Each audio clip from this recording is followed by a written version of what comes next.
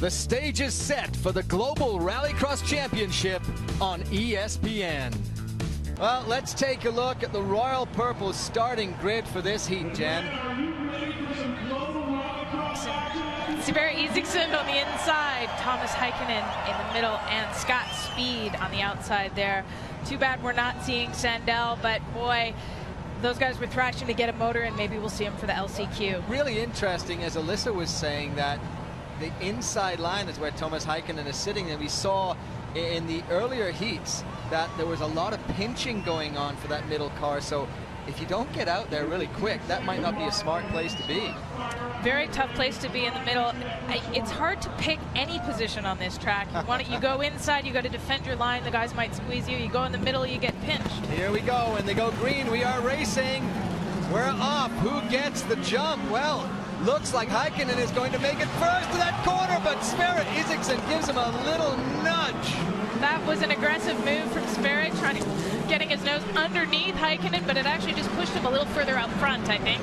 Well, what we didn't want to see is Tommy Heikkinen getting such a massive lead. They both took the shortcut, the joker. You have to do that once in every race, and they've both taken that, but Scott Speed didn't.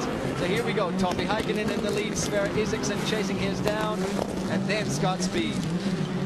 It's tough on this track when somebody gets a big lead to claw anything back.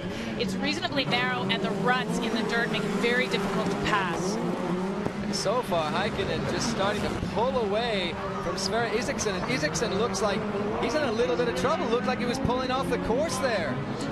Yeah, Isaksson's not up to full speed. Definitely we're on board here with Tommy Heikkinen as he heads toward the jump. Wow.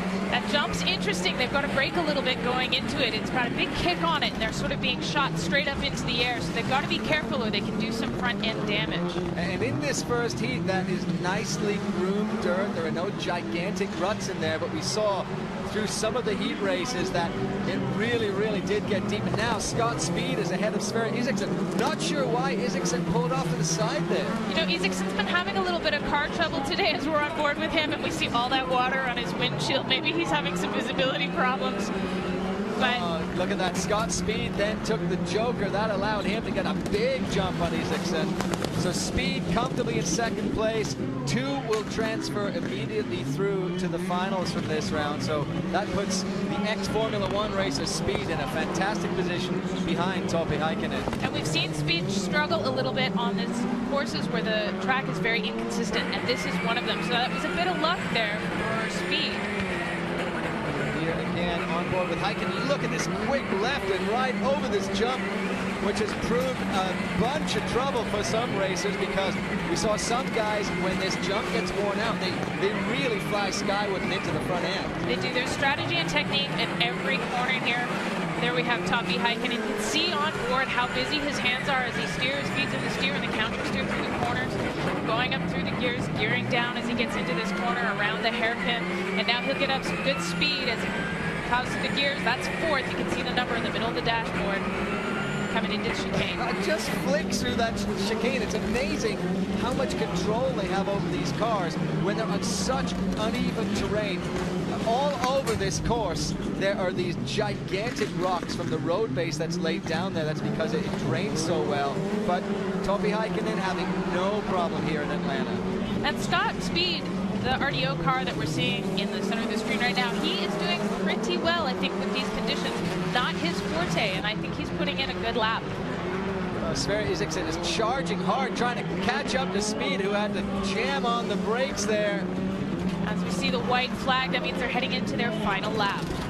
So there's Sverre Isaksson going hard in that Subaru, trying to catch up to the RDO Ford of Scott Speed. I don't think he's going to have enough in this last lap to catch him. We really need to find out what happened to Sverre Isaksson in that first lap that caused him to pull off to the side. I'm not sure, but during the first heat, he had some damage to the front of his car in the intercooler. He may just not have had a lot of trust in the car. Here we go. Tommy Heikkinen comes through, takes that extra point for the heat win, and he will be through safely into the finals, as will Scott Speed. And Isaksson so close behind. That was a disastrous heat for him, but a great heat for Thomas Tommy Heikkinen, who reigns supreme. He already has 4 wins in Global Rallycross.